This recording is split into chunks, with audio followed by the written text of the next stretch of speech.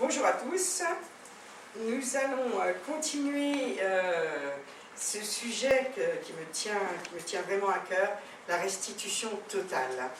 Alors on a vu durant ces 3 derniers dimanches que la restitution, on a parlé largement et on a vu l'armée des 3D, hein, l'armée de David, les dés c'est quoi les dés? Des accords. Discorde. Oui, discorde ou désaccord. Hein. Donc nous avons longuement parlé, nous avions vu que vraiment Satan est le voleur, est celui qui dérobe, celui qui détruit, celui qui ment.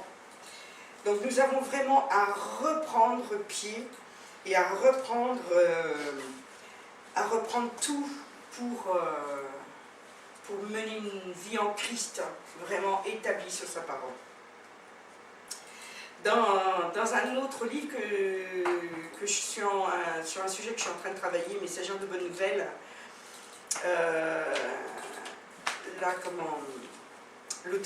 l'auteur disait que Dieu lui avait montré, en fin de compte, parlait de guérison, et lui avait montré qu'il ne fallait pas tolérer. Souvent, on tolère des choses dans notre vie. Oh, c'est pas grave. C'est rien. On tolère des maux de tête, on tolère des petites... oh, c'est l'âge, hein, c'est l'âge, des petites douleurs et tout. On tolère des petites choses comme ça, il ne faut pas tolérer. Et j'aimais bien parce qu'elle disait, mais ne tolérez rien. Ne tolérez pas un mot de tête qui revient, qui est récurrent, qui est chronique. Ne tolérez rien. Parce que justement, il y a une restitution totale. Il y a une restitution totale. On dit, oh, c'est des petites choses, c'est rien. Non, ne tolérez pas. Ne tolérez pas. Et là, ça va vraiment être le sujet. Et on va voir aujourd'hui, donc, la restitution totale par la louange. Je pensais que j'allais faire tout aujourd'hui, mais j'ai trouvé que le sujet était vraiment trop copieux pour que je le fasse en une seule fois. On va commencer par Psaume 47, verset 1. Psaume 47, verset 1.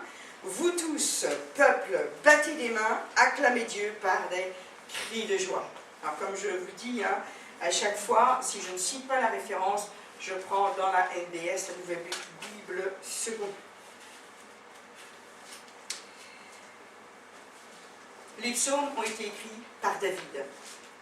On avait vu que dans le premier psaume, hein, David avait commencé par louer son Dieu et il a continué au fur et à mesure. On avait vu que les psaumes en réalité sont le journal intime de David. Et lui, il n'avait pas l'Esprit de Dieu en lui, hein, il avait l'Esprit de Dieu sur lui. Il n'avait pas toute la plénitude.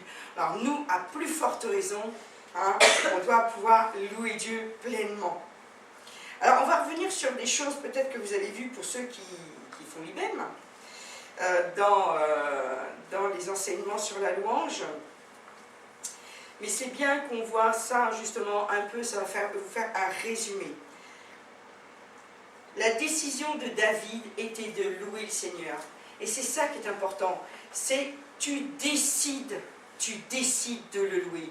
Tu ne regardes pas à ce qui se passe au alentour, tu ne regardes pas la forme de la louange, tu ne regardes pas qui est là, qui n'est pas là, si ça correspond, si les chants que j'aime, si les chants que je n'aime pas et tout. Tu viens, la louange, la musique et les chants ne sont là que comme un support. En réalité, quand tu vis la louange au quotidien, le support t'importe peu. Hein? Le support, parce que louer Dieu, c'est vraiment le louer pour ce qu'il a fait et l'adorer. C'est vraiment pour dire ce qu'il est, voilà, pour dire combien il est merveilleux. Donc nous avions vu ce passage, je vous rappelle, dans 1 Samuel 30, versets 1 à 6, 1 Samuel 30, versets 1 à 6, c'est ce passage que nous avions vu tout au début. Je vous le relis brièvement. Le 3e jour, lorsque David arriva à Tsiklag avec ses hommes, les Amalécites avaient fait éruption dans le Negev et à Siklag. Ils avaient mis à mal Siklag et ils y avaient mis le feu. Ils avaient capturé les femmes et tous ceux qui y étaient, petits et grands. Ils n'avaient mis personne à mort. Mais ils les avaient emmenés quand ils s'étaient remis en route. David et ses hommes arrivèrent à la ville, elle était incendiée, et leurs femmes, leurs fils et leurs filles avaient été emmenés captifs.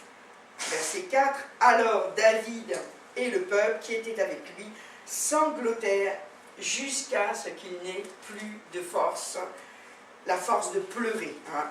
Il y a les deux femmes de David, et Abigail, aussi la femme de Nabal, le Carmélite, avait été emmenée captive.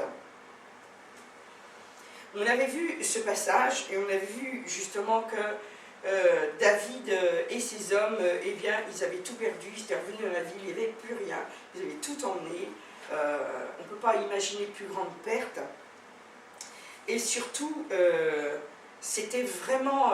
ils sont arrivés à la nuit, je ne sais pas si vous avez fait attention, hein, ils sont arrivés... je ne me souviens plus, j'ai lu ça, ou c'était avant... Ils arrivent en fin de compte le soir. Ils arrivent le soir, j'ai peur, peut-être pas mis le verset là. Ils arrivent le soir et en fin de compte, c'est vraiment, ils voient la ville incendiée, enfin, tout est déserté. Je crois que le soir, ça c'est assez prouvé, hein, les démons se déchaînent. Hein.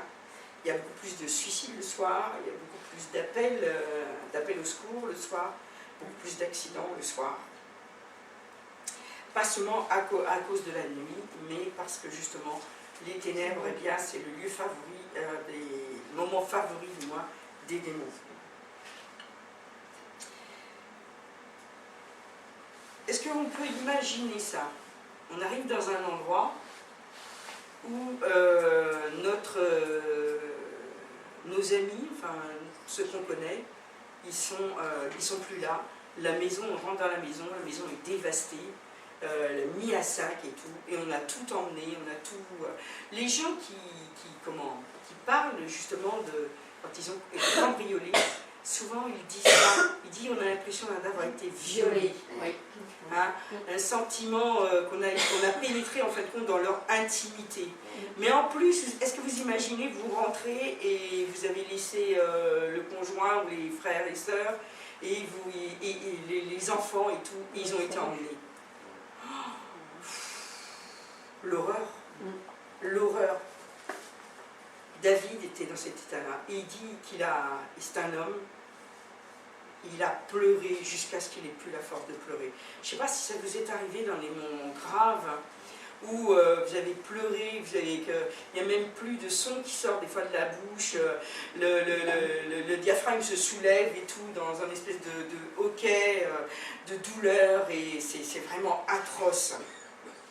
Et pourtant, devant tout ça, qu'est-ce qu'il décide de faire, David? Qu'est-ce qu'il décide de faire? De louer Dieu. On le voit quand on continue cette lecture, les versets 6 à 8. Ils avaient pleuré jusqu'à l'épuisement. Hein.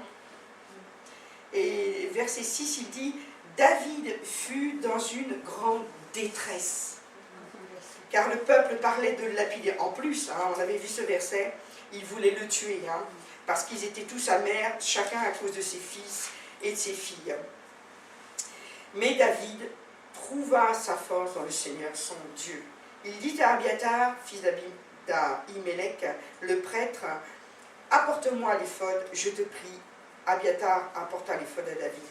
David interrogea le Seigneur. « Si je poursuis cette troupe, la rattraperai-je » Il lui répondit, « Poursuis, tu rattraperas et tu reprendras. »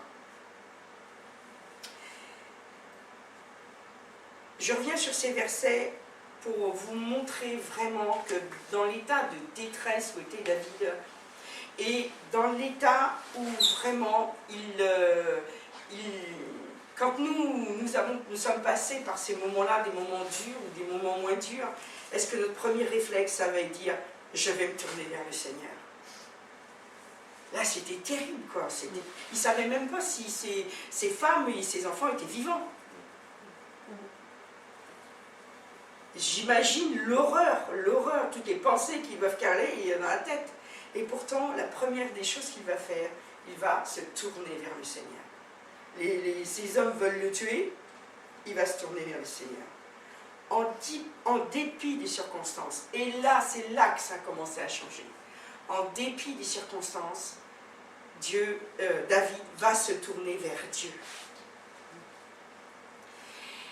Il n'était pas le cœur rempli de louanges. Oh Dieu, t'es merveilleux, oh Seigneur. C'est facile de louer quand on est en pleine santé. C'est facile de dire oh, par tes meurtrissures, je suis guéri.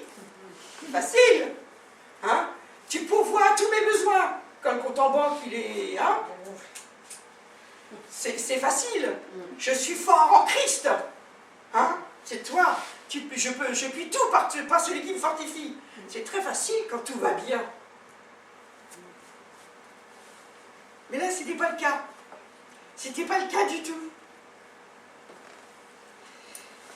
Mais David ne s'est pas concentré sur ses problèmes. Il a commencé à louer Dieu. Il a dit oui, bon ben voilà, oui, d'accord. Il aurait pu pleurer des jours et des jours, il aurait pu dire comment on va les poursuivre, comment on va faire et tout, comment c'est pas possible, il faut que je retrouve mes enfants, il faut que je trouve mes femmes, c'est pas assez. Non, lui il a dit, allez, le prêtre, donne-moi l'éphod, il faut que je parle à Dieu, Dieu va me donner la solution.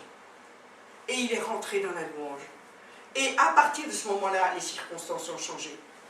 Si toi, dans tes circonstances, quelles que soient les circonstances, tu ne commences pas par te tourner vers Dieu, il n'y aura pas de solution. Il n'y aura pas de solution. Dieu ne peut pas intervenir si tu ne lui parles pas. Il ne peut pas intervenir. On le voit très bien aussi dans l'histoire des 3 amis de Daniel. On va aller voir ça. Dans Daniel 3, versets 15 à 30. Alors, c'est des passages que peut-être vous connaissez. Versets 15 à 30. On va faire une grande lecture. Daniel 3, versets 15 à 30.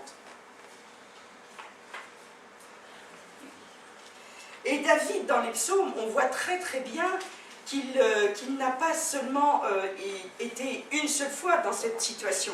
David a vécu des situations extrêmes et il a toujours réagi de la même façon. Il a commencé par pleurer, oui, bien des fois. Il s'est répandu en larmes, il s'est répandu devant le Seigneur et il a fait sortir sa douleur. Mais après, il a changé complètement. Une fois qu'il a eu pleuré, qu'il a vidé ce qu'il avait à vider, il a commencé à louer Dieu. C'était pas 15 jours après, un mois après, hein, c'était tout de suite.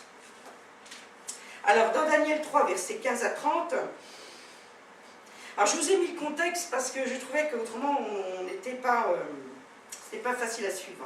Maintenant tenez-vous prêts. Au moment où vous entendrez le son du cor, de la flûte, de la cithare, de la sambuc, du psalterion, de la cornemuse et de toutes sortes d'instruments, vous vous prosternerez pour adorer la statue que j'ai faite. C'est le roi Nabuchodonosor qui parle. Si vous ne l'adorez pas, vous serez jeté à l'instant même dans une fournaise ardente. Il dit ça à Meshach, Shadrach et Abednego. Comment? Oui.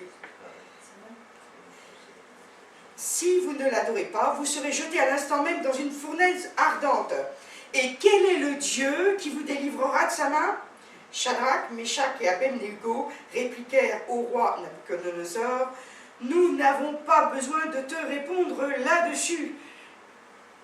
Quand quelqu'un te pose une question que tu n'as pas, qu'il n'y a rien à dire, il n'y a rien à dire. Si quelqu'un te cherche un petit peu, te cherche des poules dans la tête, tu n'as pas à prouver que Dieu existe. Nous avons Dieu, il n'y a pas de problème. Moi, je reste appuyé sur mon Dieu. Je ne cherche pas à te prouver que Dieu existe. Dieu se prouve lui-même. Ils disent, nous n'avons pas besoin de te répondre là-dessus. Si notre Dieu que nous servons peut nous délivrer, il nous délivrera de la fournaise ardente et de ta main au roi. Ils avaient toute confiance. Il dit, s'il peut le faire, il va le faire. S'il ne le fait pas, c'est parce qu'il a un autre plan. Ils sont confiants. Comme Abraham qui va monter avec son fils Isaac, il dit, si je dois tuer mon fils, c'est pas grave, parce que Dieu va faire quelque chose. De toute façon, je le retrouverai. Il croyait en la résurrection des morts. Wow, quand même. Hein? Et il dit, si notre Dieu que nous servons peut nous délivrer, c'est ce que je viens de dire, pardon, verset 18, sinon, sache quand même au roi que nous ne servirons pas tes dieux et que nous n'adorerons pas la statue d'or que tu as dressée. Alors Nabuchodonosor fut rempli de fureur et l'aspect de son visage changea devant Shadrach, Meshach et Abednego. Il ordonna, alors moi j'aime bien ce passage, il ordonna de chauffer la fournaise 7 fois, plus qu'il n'était habituel de la chauffer. Puis il ordonna à quelques soldats parmi les plus vigoureux. Moi j'ai souligné ça, j'ai surligné. J'avais pas fait trop attention que c'était les soldats les plus vigoureux qu'il avait choisis. Hein, de son armée, donc c'est vraiment de lier Shadrach, Meshach et Abednego, et de les jeter dans la fournaise ardente. Et qu'est-ce qui se passe? Ils furent donc liés, revêtus de leurs habits, de leurs tuniques, de leurs manteaux et de leurs autres vêtements, et jetés dans la fournaise ardente. Comme sur l'ordre sévère du roi, la fournaise avait été excessivement chauffée, les flammes tuèrent les hommes qui avaient jeté Shadrach, Meshach et Abednego. Ils les amènent et tout à la fournaise, ils sont devant quand même, je sais pas, ils les traînent pas derrière, non, enfin, peu importe. Mais eux, ils sont brûlés instantanément par l'ardente fournaise. Et il devait les tenir parce qu'on voit que, en fin de compte, après, et ces 3 hommes, Shadrach, Meshach et Abednego, tombèrent liés dans la fournaise ardente. Les autres, ils sont morts et les 3 amis, ils tombent dedans. Donc on peut penser que c'était un grand puits, ils tombent dedans. Au verset 24, alors le roi Nabuchodonosor fut effrayé et se leva précipitamment. Ça, je m'en doute qu'il devait être effrayé de voir que ces 3 soldats les plus vigoureux, là, qui étaient morts instantanément, et puis que les autres étaient tombés dedans. Il s'est dit, ça va être de la poudre en un rien de temps, quoi. Hein. Ils répondirent au roi, se lever précipitamment, il dit à ses conseillers, n'avons-nous pas jeté dans le feu 3 hommes liés? Ils répondirent au roi, bien sûr au roi. Il reprit, eh bien, je vois 4 hommes, sans entrave, qui marchent indemnes dans le feu. Ils étaient liés, alors que là, eh ben, ils marchent, voilà, au-dessus, ils se promènent, ils discutent avec Jésus. Et l'aspect du 4e ressemble à celui d'un fils des dieux. Puis Nabuchodonosor s'approcha de l'ouverture de la fournaise ardente et dit, il n'avait pas peur quand même, Nabuchodonosor, parce que les 3 autres sont morts, et là il s'approche, il dit, alors, Shadrach, Meshach et Abednego, serviteurs du Dieu très haut, sortez et venez. Et c'est là qu'il a compris. Hein. Et Shadrach, Meshach et Abednego sortirent du feu. Les satrapes, les intendants, les gouverneurs et les conseillers du roi se rassemblèrent. Ils étaient pas, hein, il y avait toute la foule, tout le monde a vu ça. Ils virent que le feu n'avait eu aucun pouvoir sur le corps de ces hommes, que les cheveux de leur tête n'avaient pas été brûlés, que leurs habits n'étaient pas endommagés, et qu'ils ne sentaient même pas le brûler. Alors moi, c'est le petit clin d'œil du Seigneur, ils ne sentaient même pas le brûler. Quand vous approchez d'un feu, moi je me souviens en Guyane et tout, mais vraiment, on sent la fumée. Hein. Vous avez fait des barbecues, on sent la fumée. Hein. On n'a plus qu'à se changer après. Hein. C'est vraiment... là, rien du tout. Moi, je suis épatée. Nabuchodonosor dit, béni soit le Dieu de Shadrach, de Meshach et d'Abednego, lui qui a envoyé son messager et délivré ses serviteurs, car ils ont eu confiance en lui. Voilà. Hein. Vous savez que le mot confiance, ça veut dire avec foi. Moi, je trouve ça merveilleux d'avoir cette foi-là. Nous avons besoin de rentrer dans cette dimension, de cette foi-là. C'est le même Dieu que nous servons, c'est le même Dieu. Et eux, ils n'avaient pas le Saint-Esprit. Ils n'avaient pas le Saint-Esprit. Nous, on a beaucoup plus qu'eux. Nous, on a toutes ces promesses, nous savons que nous sommes sauvés. Eux, ils ne savaient pas qu'ils étaient sauvés. Ils n'avaient même pas l'assurance, on va dans le feu, c'est pas grave, on va être sauvés. Non, ils n'avaient même pas cette assurance. Ils ont eu confiance en lui. Ils ont transgressé l'ordre du roi et livré leur corps plutôt que de servir aucun autre Dieu que leur Dieu en l'adorant. Combien de fois nous, on obéit aux lois du monde et qu'on n'obéit pas aux lois de Dieu. Eux, ils ont transgressé les lois du monde et ils ont préféré obéir à Dieu. On a besoin de rentrer dans cette dimension de restitution totale. Tu ne crains rien, même si tu as l'impression que si, en fin de compte, tu obéis à Dieu, tu vas rentrer dans une fournaise ardente. Que ça va être la fournaise ardente, c'est le monde qui l'a fait. C'est pas Dieu qui l'a fait. Hein.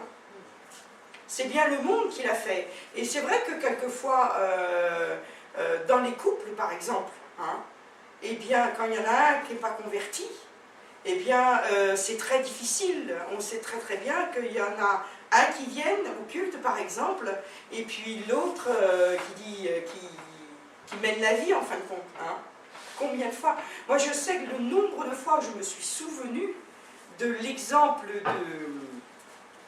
de la femme de Smith Wigglesworth qui disait « Moi, je vais adorer mon Dieu, moi je vais prier mon Dieu, mais peu importe, je ne sais plus son nom, c'est Polly, je crois, ou Dolly, je ne sais plus, enfin bref.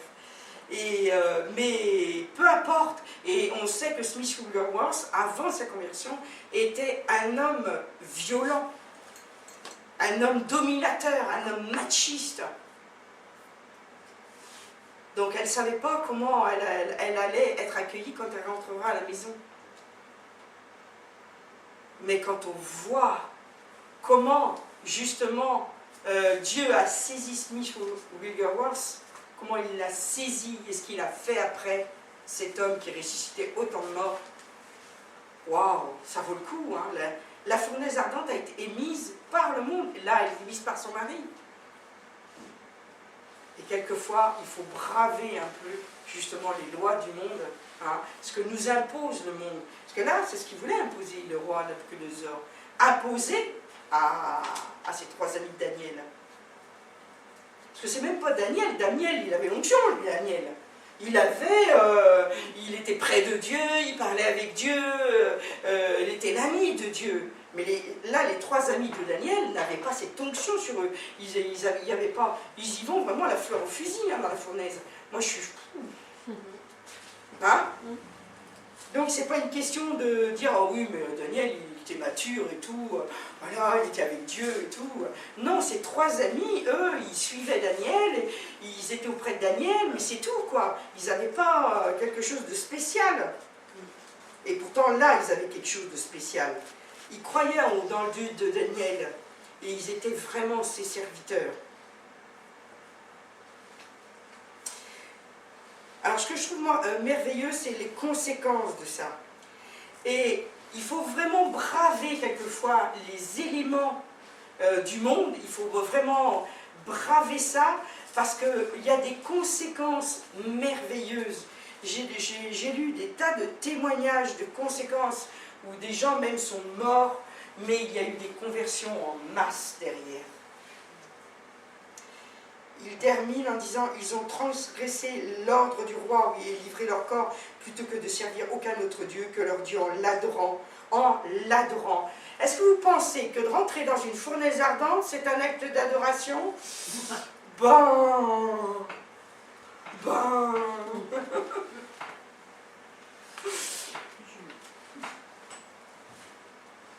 Oui, bon. C'est ça qui est formidable, c'est un acte d'adoration. Il faut mieux braver les éléments du monde, la fournaise du monde, plutôt que de manquer la louange avec Dieu. Waouh! Ça en dit long.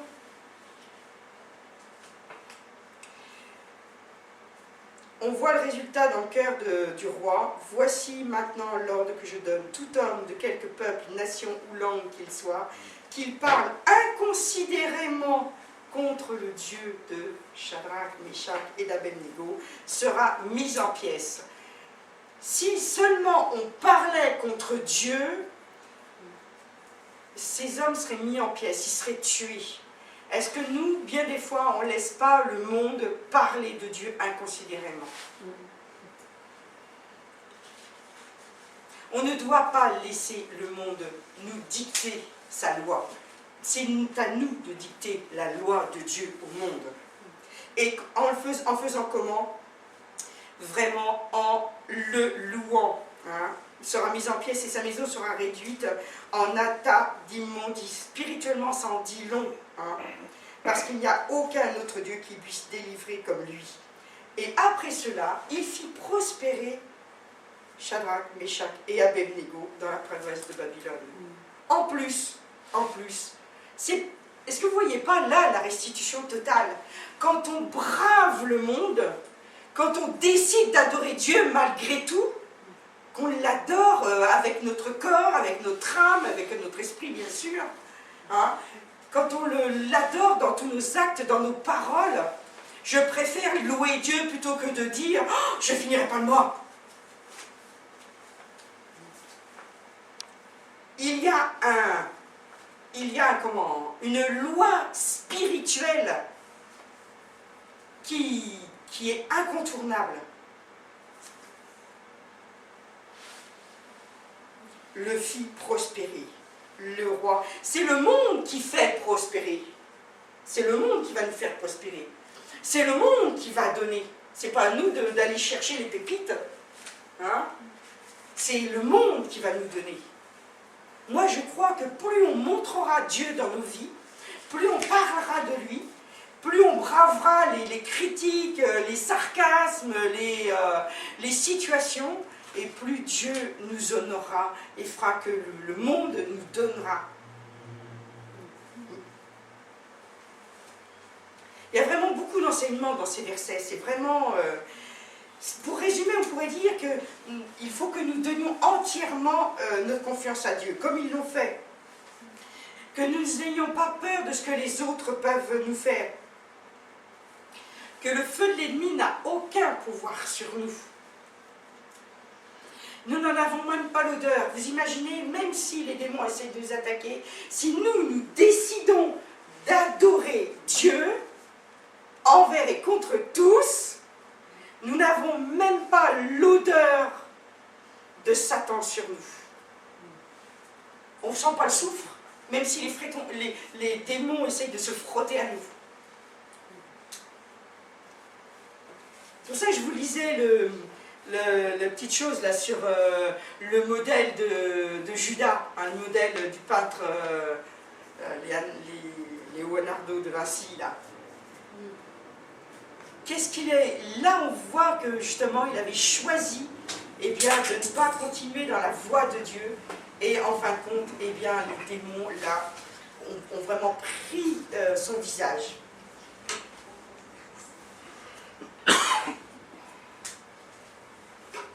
Les autres, alors, dans mon résumé, là, les autres, ils vont en avoir le souffle coupé. Plus on va montrer Dieu, plus on va désirer adorer Dieu, ils vont en avoir le souffle coupé, comme l'a eu le roi. Et ils vont rendre gloire à Dieu. C'est le monde qui va rendre gloire à Dieu. Parce qu'ils voient en nous la promesse que Dieu nous a faite. Et ils vont croire en lui. Ils vont croire Dieu. Ça change tout. Et de plus, ils vont nous faire prospérer. On va passer dans un autre long passage où on voit vraiment, c'est pas appuyé simplement sur, vous voyez, on est dans 3 passages différents. C'est pas appuyé seulement la parole se confirme toujours là, là et là. On a vu dans l'Ancien Testament, et on va voir dans le Nouveau, bien sûr, dans Acte 16. Acte 16, versets 18 à 40. C'est pas simplement des belles histoires. Vous savez que la parole de Dieu, elle est là pour nous enseigner. Hein?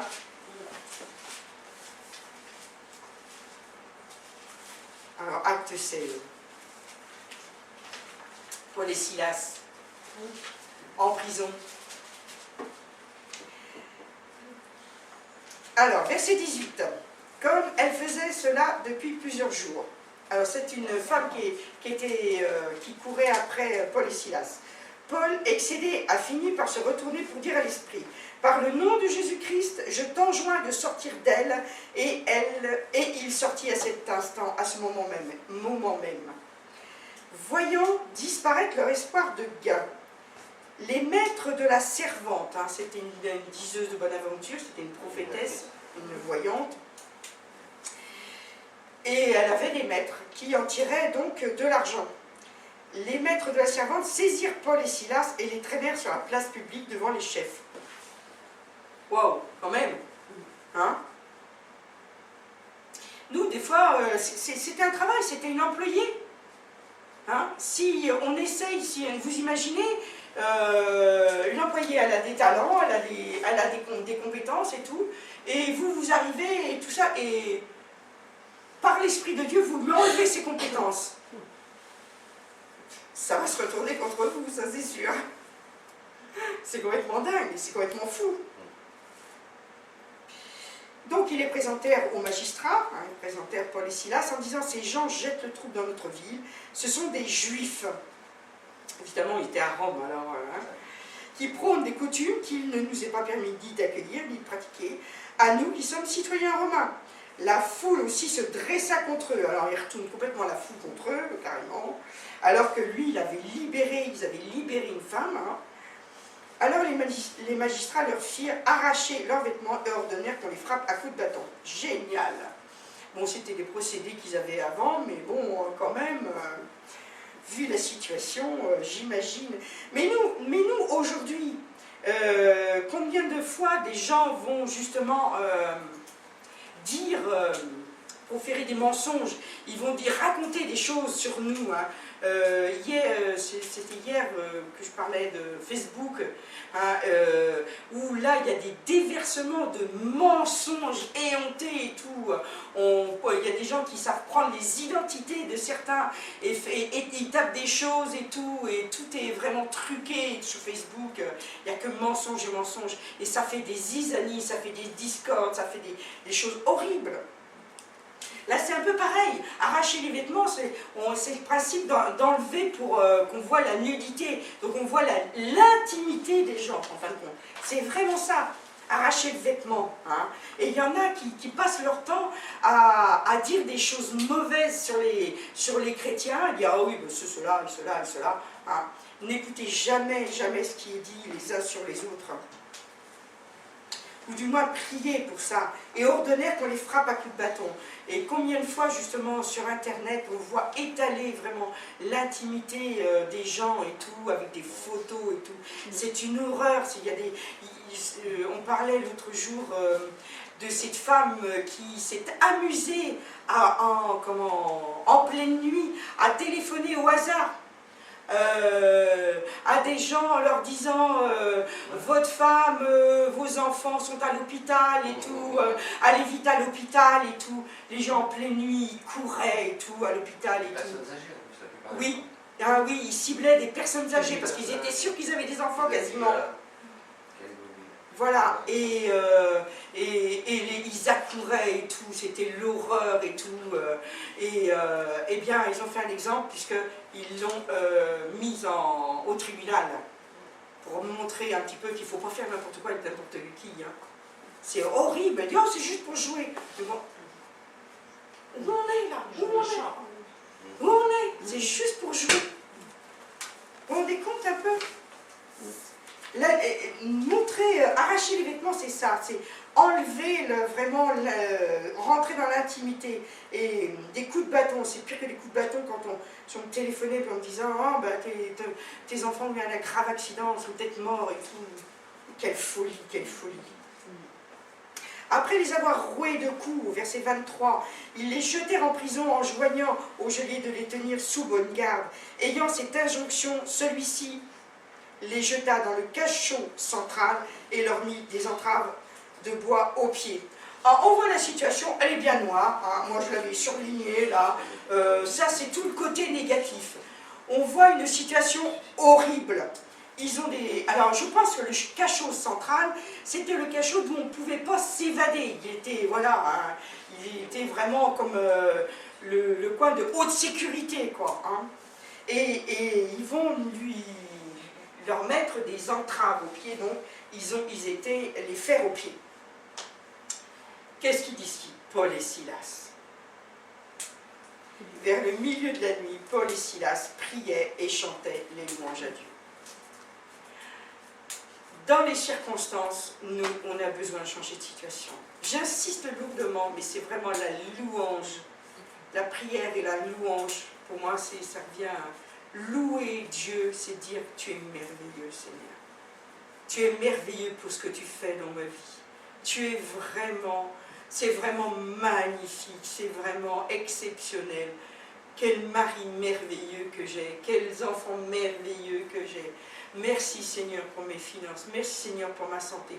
C'est vraiment exceptionnel de vivre avec toi. » Si vous rentrez dans cette présence en louant Dieu, si vous rentrez dans cette présence, vous verrez que vous serez intarissable. C'est avec Flore l'autre jour, elle me disait, elle dit « Nadine, depuis que tu m'as dit de commencer en priant en langue les prières, le moment de prière, je suis intarissable. Intarissable. Avant, j'avais, entre guillemets, ma petite liste, et je disais merci pour ça, merci, et ben, c'était vite fini, quoi. Mais elle dit maintenant, je pense même plus, je me mets en prière, et je commence par prier en langue, et je loue Dieu, et je remercie Dieu, et tout. Et après, je pars en français, et ça continue, et je reparle en langue, et tout. Je ne cherche plus pour qui prier. Le Saint-Esprit me guide, et tout, et c'est vraiment merveilleux. Et bien là, Paul et Silas, c'est pareil, ils ne se posent pas la question. Dieu va se glorifier dans cette situation. Mais n'empêche qu'ils ont été déshabillés, qu'ils ont été roués de coups et qu'ils ont les fers aux pieds. Et qu'ils sont dans un cachot, certainement, c'est pas, même si les prisons sont horribles aujourd'hui, c'est certainement pas les prisons d'aujourd'hui. Avec la télé, le chauffage et tout le Bataclan.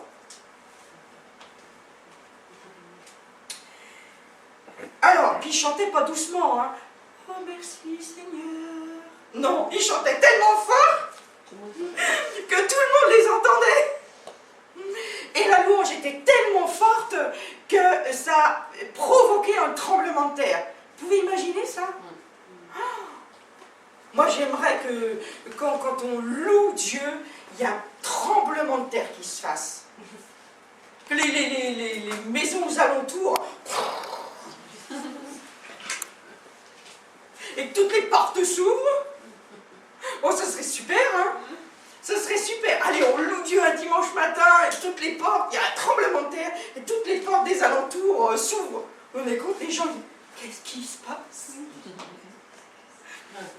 Et qu'on chante tellement fort qu'ils nous entendent. Waouh! Moi, j'aimerais ça, moi. Oh Seigneur, s'il te plaît.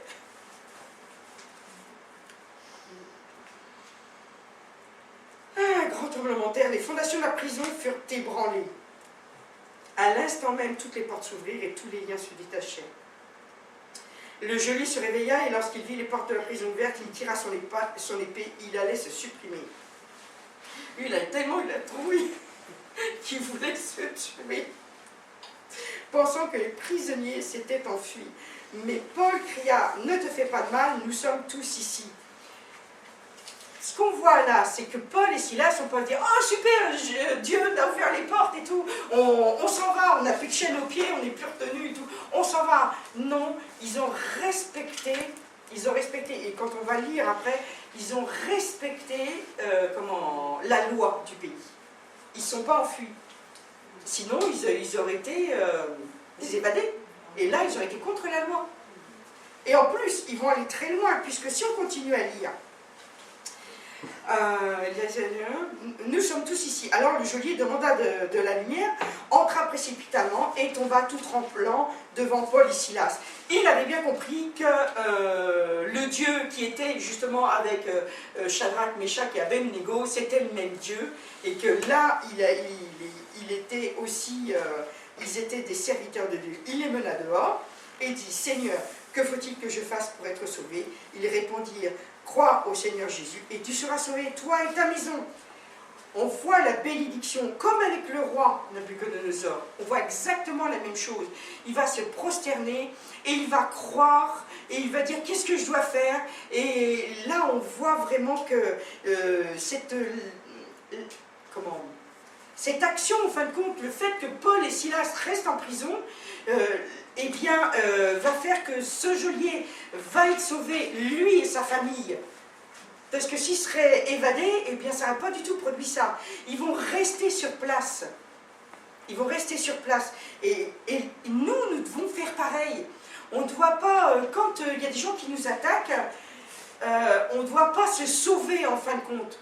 On doit montrer que nous sommes vraiment les représentants de Dieu. Et les gens vont venir vers nous. Et là, on va voir des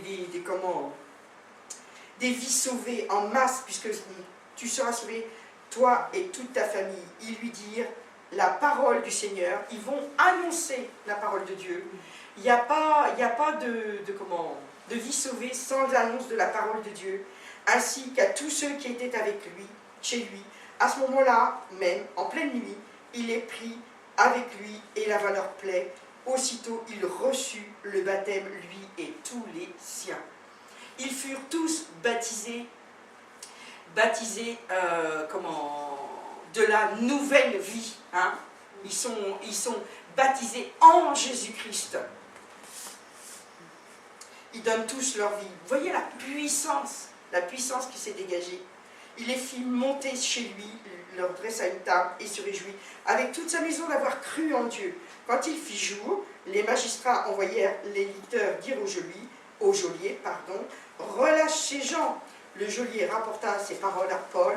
Les magistrats font dire de vous, relâchez maintenant donc, sortez et allez en paix. Mais Paul, il ne va pas s'arrêter là. Mais Paul leur répondit, après nous avoir fait battre publiquement et sans jugement, nous qui sommes citoyens romains, ils nous ont jetés en prison, et maintenant ils nous chasseraient en secret, pas question qu'ils viennent eux-mêmes nous libérer. Les licteurs rapportèrent ces paroles aux magistrats, qui prirent peur en apprenant qu'ils étaient citoyens romains. Ils vinrent les apaiser et les libérèrent en leur demandant de quitter la ville.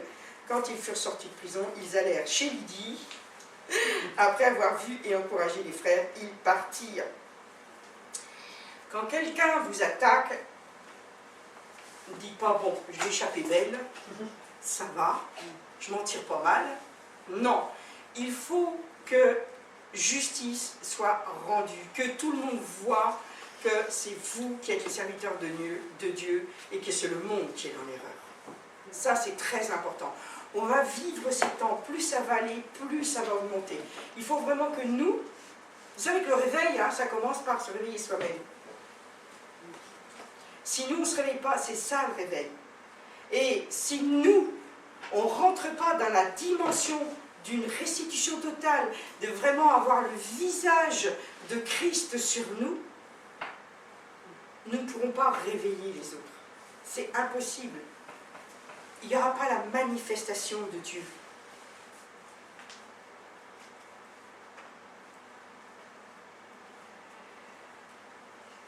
La louange, c'est quelque chose qui doit être viscéral. Louer Dieu, c'est quelque chose qui est normal pour tout chrétien. Et c'est quotidien. C'est pas seulement le dimanche matin, c'est pas seulement avec des chants et de la musique. je vais juste vous donner les 4 noms en hébreu qui parlent de la louange. Et vous allez voir que la louange, c'est vraiment quelque chose de merveilleux et qui fait partie de notre vie quotidienne, surtout dans les mauvaises circonstances. Alors, il y a le mot halal. Je vous l'appelle H-A-2-L-A-L. Le mot halal. Oui, c'est marrant. Et en réalité, halal, ça veut dire... Il y en a un autre mot, vous allez vous amuser aussi. C'est le mot Alléluia en français. Halal, ça veut dire... C'est Alléluia. Quand on dit Alléluia, chaque fois qu'on dit Alléluia, on dit loué soit Jéhovah. C'est ça que ça veut dire. Hein? Loué soit Jéhovah. Le mot en hébreu. Jéhovah, Yavi. Hein? Et qu'est-ce que veut dire ce mot halal? Il veut dire exalter, célébrer. J'ai bien le dernier. Et parler de Dieu avec excitation. On doit être des excités de Dieu. Parler de lui avec vraiment excitation. Et à chaque fois que vous parlez de Dieu avec excitation, quand vous témoignez de l'évangile, en fin de compte, la bonne nouvelle, avec excitation, vous louez Dieu. Waouh! Ça c'est bon ça. Moi ça me plaît ça. Mais exalter, ça c'est fort. Hein? Alors après, il y a le mot yada. Y-A-D-A-H. Y-A-D-A-H. Yada, c'est adorer les mains levées. Adorer les mains levées. À chaque fois, en fin de compte, on ne se rend pas compte, ou bien des fois on a l'habitude, dans certaines églises et tout, on lève les mains parce que voilà, on l'a vu faire, donc c'est naturel et tout. Mais en réalité, à chaque fois que vous faites ça, c'est un acte de louange, même si vous ne dites rien. Là, je suis en train d'adorer Dieu. Waouh! Pas besoin de parler, de chanter, hein, pas besoin de musique. Parce que mon esprit, par l'Esprit de Dieu, est en adoration. Et là, je loue Dieu. Gloire à Dieu. C'est facile de louer Dieu, hein?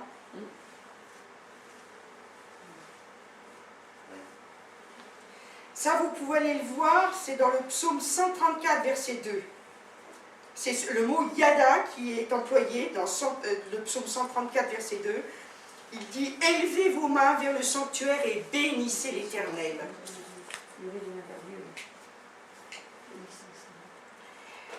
Et quand l'ennemi essaye de semer le trouble, c'est un acte de victoire. Vous avez aussi dans le psaume 63, verset 4. C'est un acte de victoire. Dès qu'on loue Dieu, vous avez vu avec l'armée des 3D, avec David, dès qu'il a changé de position, dès qu'il a commencé à louer Dieu, il y a quelque chose qui s'est passé. Et quand l'ennemi vous attaque, dans n'importe quel domaine, louez soit-tu Seigneur. Ça y est, ta position a changé. Tu es rentré dans la restitution totale. Dans le psaume 63, verset 4, il est écrit « Ainsi je te bénirai toute ma vie, j'élèverai mes mains en ton nom. » À chaque fois qu'on fait ça, on élève en fin de compte nos mains au nom de Dieu, au nom de Jésus-Christ. Waouh! Le troisième, c'est le mot barak. B-A-R-A-C-H. Barak. R-A-C-H. Nous, ça nous a amusé parce que quand je préparais, j'ai le mot Barack Obama. Oui.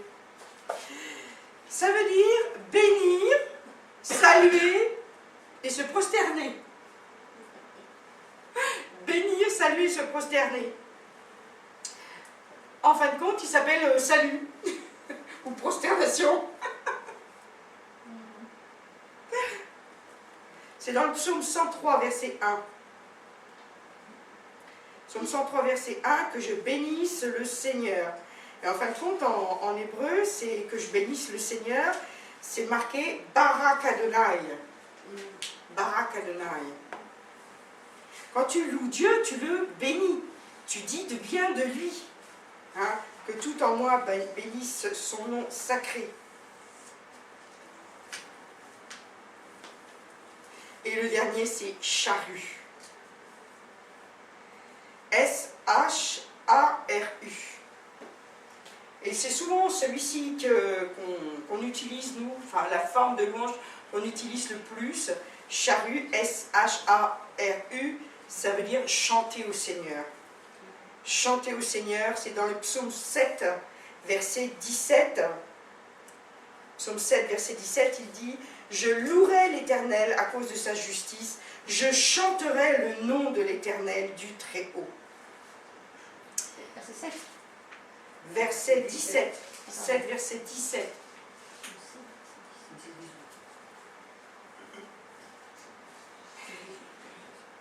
Ou le verset 18, oui, ça dépend des fois, il faut garder un avant ou un après. Hein, ça dépend de... Moi, je prends toujours dans la NBS. Alors, là, en fin de compte, on a 4 mots où on voit justement que louer le Seigneur, c'est vraiment quelque chose de primordial. Et c'est ce qui va faire que ça va changer vraiment la situation. La restitution totale passe par la louange. Passe par la louange.